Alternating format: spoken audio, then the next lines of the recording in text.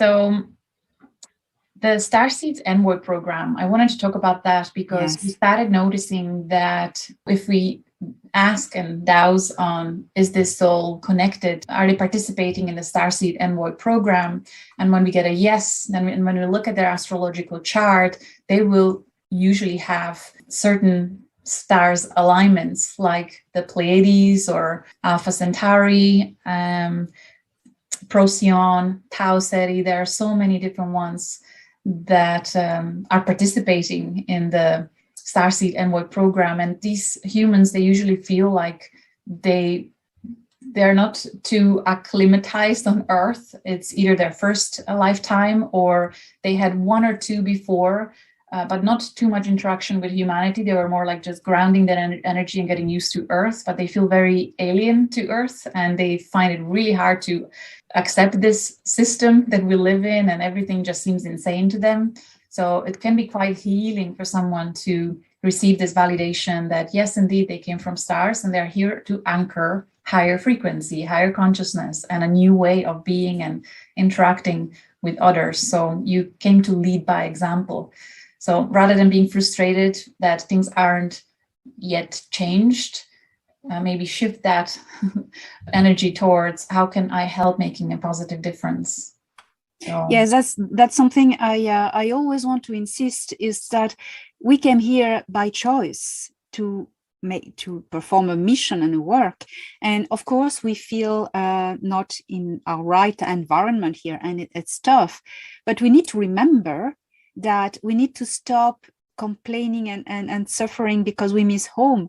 Oh, we wanted to come here. We came here to do a job. So we need to remember that we are here of our free decision, and we need to remember that and embrace what we have to do. So thank you for reminding us this very important point again.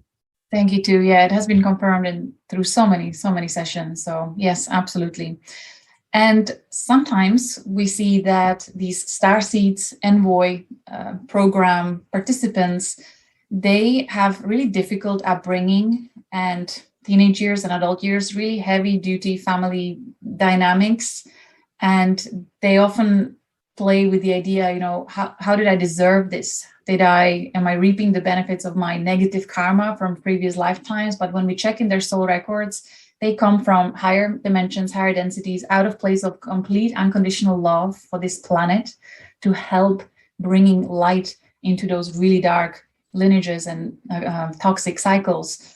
So for someone like that, seeing that they came out of compassion, again, it can be incredibly healing, and just a release of this trauma conditioning occurs, and they feel much lighter and much stronger and able to hold the frequency. So I hope this will help many people like that to heal and get stronger in shining their light.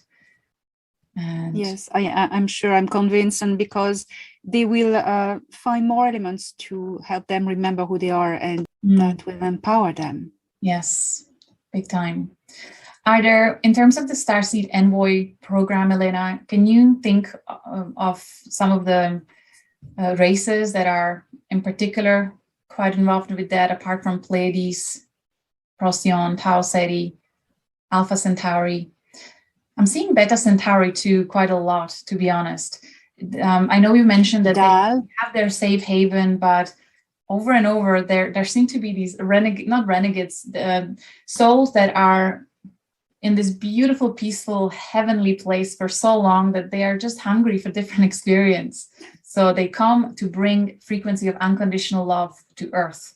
And they usually always struggle with finding unconditional love. They always have this needy love until they discover that it's meant to come from inside out rather than outside in, because they are missing so much the complete transparency and the telepathic connections, and just everyone has pure motives in Beta Centauri, Hadar. But here, like, what's wrong with everybody? But it has to come from inside out. So we see Hadarians. Yeah, I would agree with you, because these people probably feel the change that is occurring in the galaxy, and maybe they want to be part of it, and they've been isolating themselves, preserving their safe haven for so long. They are part of the Galactic Federation, but they never really want to get involved, to keep their peace. But I can understand that now. They're curious, they feel the changes, and they want to be part of it. And what you say makes sense to me. Yeah, I haven't seen them incarnating on Earth previously. They really are like a newcomers, first timers, and it's just recent, within the last couple of decades, maybe 3 decades at most, that Hadarians started coming in, which is quite interesting. Yeah. Yeah, very interesting. Very good point. Okay. So I hope that helps.